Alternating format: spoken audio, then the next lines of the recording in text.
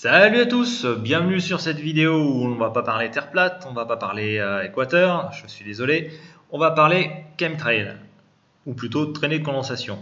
Donc dans cette vidéo, je vais vous donner une feinte, enfin je pense que c'est une feinte, qui va vous permettre de jouer les devins et de deviner si les traînées de condensation que vous allez observer au-dessus de chez vous vont rester, vont former un quadrillage, ou si elles vont s'estomper, ou bien si vous, carrément, vous n'en verrez aucune. Alors pour ça, il va falloir vous rendre déjà sur le site Earth Wind Map. Alors sur Google, vous allez taper Earth Wind Map. Voilà. Et la première occurrence qui va tomber, c'est earth.nullschool.net. Ça vous amène directement à ce site internet. Et sur ce site internet est affiché par défaut la force et la direction des vents sur la latéralité de la surface de la Terre. Donc c'est super intéressant, moi je m'en servais pour déterminer si un cyclone allait nous taper dessus en Nouvelle-Calédonie. Voilà. Donc voilà, vous pouvez cliquer à un endroit et dans la zone où vous avez cliqué, vous avez la direction du vent et sa puissance en km par heure. Voilà. Mais c'est pas ça qui nous intéresse. Nous, ce qui nous intéresse, ça serait d'afficher autre chose. Alors, ce qui est pas mal avec ce site internet, ça permet d'afficher d'autres données. Par exemple, tout ce qui touche les océans, tout ce qui touche les particules chimiques qui sont présentes dans l'atmosphère. Vous pouvez voir d'ailleurs qu'au-dessus de la Chine, l'usine du monde, c'est à la joie. Voilà, les incendies qui touchent la Californie aussi en ce moment, c'est pas mal du tout. Les poussières. Voilà, donc au-dessus des déserts, hein, on regarde pas mal. Et l'activité aurorale pour toutes les personnes qui sont intéressées par les aurores polaires. Nous, ce qui nous intéresse, c'est l'air. Vous pouvez arrêter d'afficher la petite animation qui permet de voir la direction du vent, hein, qui est très sympa, cela dit, mais qui ne sert pas à grand chose là. Et vous avez un gradient de couleur qui vous permet de visuellement déterminer grosso modo où sont les zones où le vent souffle le plus fort. Voilà. Alors, on peut voir qu'au-dessus de la France, le vent au niveau de la surface du sol, il souffle pas beaucoup. Au-dessus de l'Atlantique, il y a une dépression qui se forme. Si je suis pas trop bête, je pense que c'est une dépression. Et vous pouvez observer qu'il y a du vent qui souffle pas mal à 98 km/h. On va revenir un petit peu sur les traînées de condensation. Qu'est-ce qui permet la formation des traînées de condensation? Dans une ancienne vidéo, on en parle. C'est quand un aéronef circule dans une masse d'air qui est à 100% d'humidité.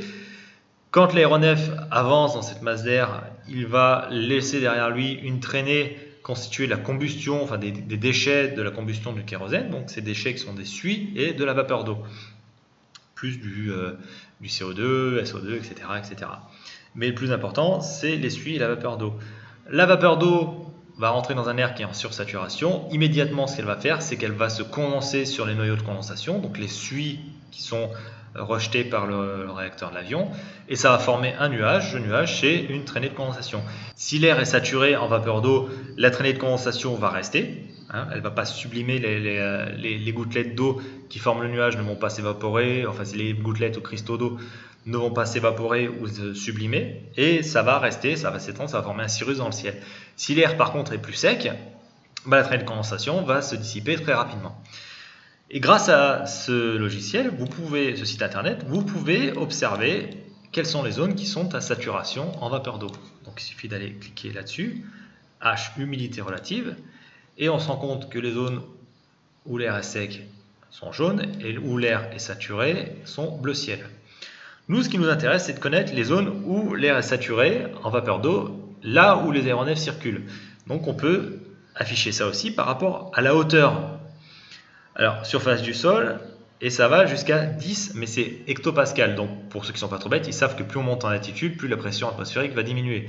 Donc la zone où circulent les aéronefs, c'est 250 hectopascales à peu près. Et là, on se rend compte qu'au-dessus de la France, l'air est plutôt, alors on va pas dire sec, il est moitié, à 55% d'humidité, on monte à 67%, au-dessus de cette zone-là, 75%. Donc on peut avoir dans ce secteur-là des nuées qui commencent à se former, des cirrus, etc., des voiles atmosphériques. Et je pense que les aéronefs peuvent commencer à laisser quelques traînées de condensation, mais qui ne vont pas durer, qui vont vite s'estomper. Voilà. Et donc on va essayer de vérifier ça. Alors moi je suis pas en France, je connais personne en ce moment qui va prendre son smartphone et puis filmer en direct le ciel en France. Donc ce que je peux faire, c'est que déjà je peux aller regarder météo satellite France et me rendre compte qu'il y a des zones où il n'y a pas de nuages, donc qui me permettront de voir le ciel. Et ce que je peux faire ensuite, c'est d'aller chercher les webcams qui me permettent d'observer là où le ciel est dégagé de nuages et voir s'il y a des traînées de condensation. Donc, j'ai cliqué, voilà, on se rend compte que des traînées de condensation, a priori, il n'y en a pas. Donc, mes prédictions sont plutôt bonnes, je pense. On n'observe pas de traînées de condensation au-dessus de ces zones-là, parce que l'air n'est pas à 100% d'humidité. Voilà. Mais ça, je vous demanderai de le vérifier vous-même, de voir si ça fonctionne, effectivement. On peut aller vérifier ailleurs. Par exemple, on se rend compte qu'en ce moment, au-dessus du Japon, il y a une grosse masse d'air qui est à 100% d'humidité. Toujours à 250 hectopascales, donc la zone où les aéronefs circulent. Donc, on peut se dire qu'au-dessus du Japon, il doit y avoir masse de traînées de condensation. Alors, il y a un site internet qui est pas mal, dont j'ai déjà parlé, c'est Himawari 8, le satellite météo japonais qui permet d'avoir des photos satellites du Japon en haute résolution. Le problème, c'est qu'en ce moment, il fait nuit, donc ce qu'on va faire, c'est qu'on va remonter un peu dans le temps et on va aller regarder ce qui s'est passé 6 heures avant. Voilà, on va cliquer 6 heures avant. Et 6 heures avant, ce qu'on observe, c'est que le ciel est bien rempli de nuées et qu'on observe pas mal de nuages qui sont rectilignes. On observe ici, on peut regarder peut-être 3 heures avant, juste avant que le soleil se couche. Là, on en observe, là. Non, les images sont pas extra. Là. Ah voilà, ça c'est pas mal. Voilà, vous voyez, des traînées de condensation, il y en a à la pelle. Regardez, le ciel, il est littéralement quadrillé au-dessus du Japon. Vous voyez ça? Ici, là. Ça, c'est des traînées de condensation. Ça, c'est, voilà, ici, c'est croisé. Là. Vous voyez? Et donc, ce qu'on va faire, on va remonter le temps. On peut remonter un peu le temps avec ce truc. On peut remonter de 3 heures. Il y a 3 heures, il y avait 100% d'humidité au-dessus du Japon. Il y a 6 heures, l'humidité elle commençait un peu il y en avait un peu moins. Donc c'est pas étonnant que je me suis retrouvé à un moment donné où j'avais pas trop de traînées de condensation. On va remonter 9 heures. Voilà, il y a toute la partie ouest du Japon où on devrait observer des traînées de condensation et la partie est où théoriquement il ne devrait pas y en avoir. Alors, je vais faire ça. Donc ça c'est ma référence, c'est à l'heure actuelle 6 heures, 9 heures. Et voilà. Et donc en remontant de 9 heures, qu'est-ce qu'on observe? Eh bien que la partie est des côtes japonaises sont relativement dénuées de traînées de condensation. Alors il y en a, peut-être c'en est ça et ça. Mais toute cette partie-là est complètement dégagée. Et sur la côte ouest du Japon, par contre, ici, là, ça se croise partout. Voilà.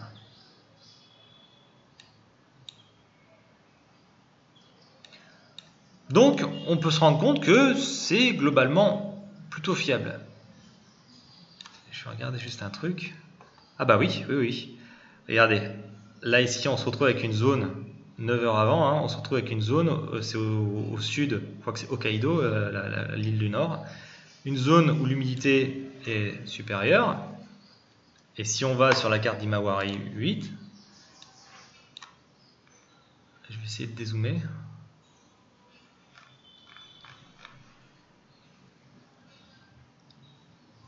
On a donc l'île d'Hokkaido,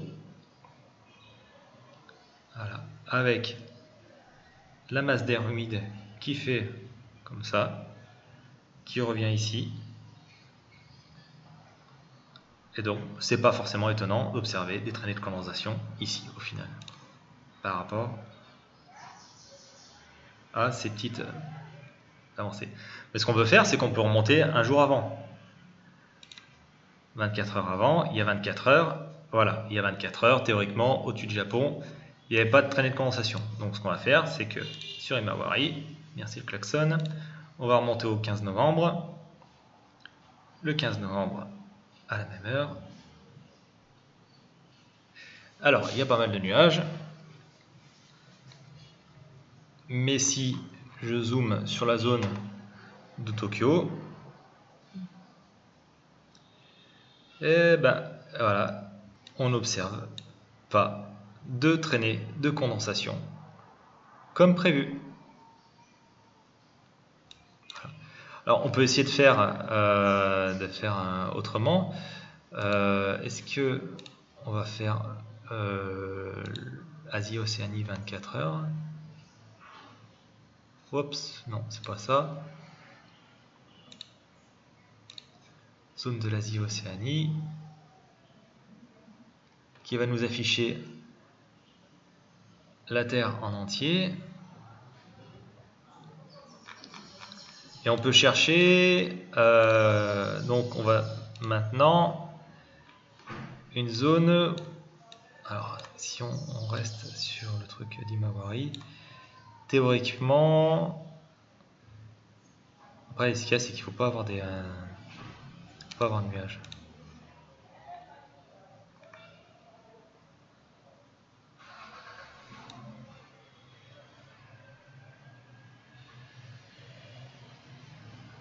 C'est chaud.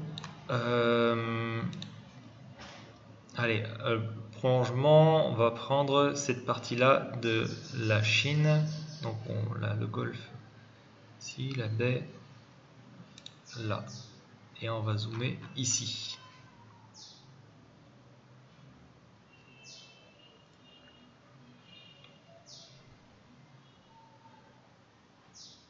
Ah bah oui, je suis bête, je suis en temps réel. Et donc on va remonter d'un jour, parce que là on est le 16. Voilà. Donc théoriquement, le 15, il y avait une grosse masse humide dans ce secteur-là. On est le 15. Ah bah voilà. Et regardez. Regardez sur ce secteur-là. Vous voyez? Regardez toutes les traînées de condensation qu'on observe.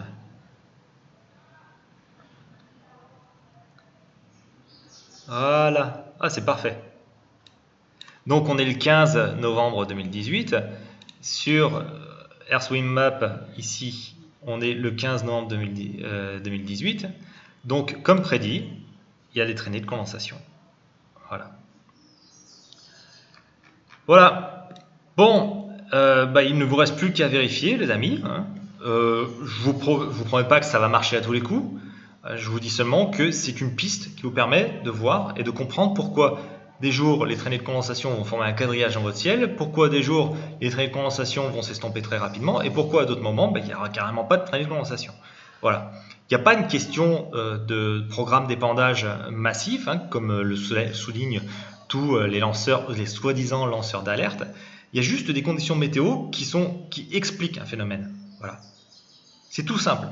C'est la météo, c'est les conditions présentes dans l'atmosphère qui vont expliquer un phénomène. Et grâce à ça, alors j'espère que j'ai été... Évidemment, c'est une vidéo comme d'habitude qui est bordélique, mais j'espère que grâce à ça, il y en a certains parmi vous, parmi les sceptiques, qui vont tester, qui vont voir, qui vont vérifier, qui vont se dire ah bon, on va vérifier, on va voir si ça fonctionne son affaire. Voilà.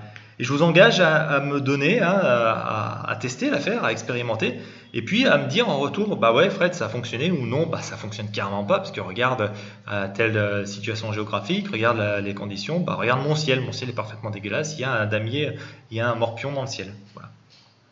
Voilà. J'ai fini pour aujourd'hui. J'espère que cette vidéo vous aura plu.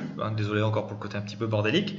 Je vous laisse en espérant vous retrouver comme d'habitude, un peu plus savant, un peu moins croyant.